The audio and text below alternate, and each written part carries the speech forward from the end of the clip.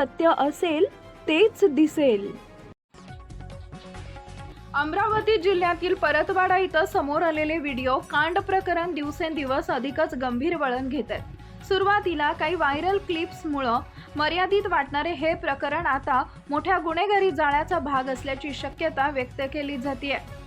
तपास जसं पुढे सरकत आहे तसं या प्रकरणातील अनेक धक्कादायक बाबी समोर येत आहेत.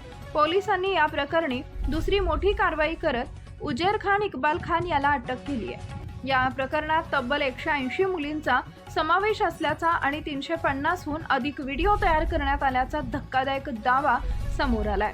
या आकडेवारीमुळे समाजात संतापाची लाट आली असून या मागील संपूर्ण रॅकेट उघड करण्याची मागणी जोर धरतीये.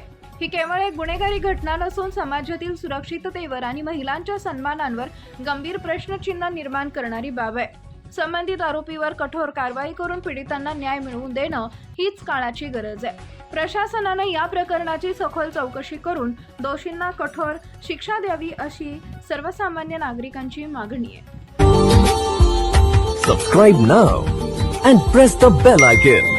Never miss an update.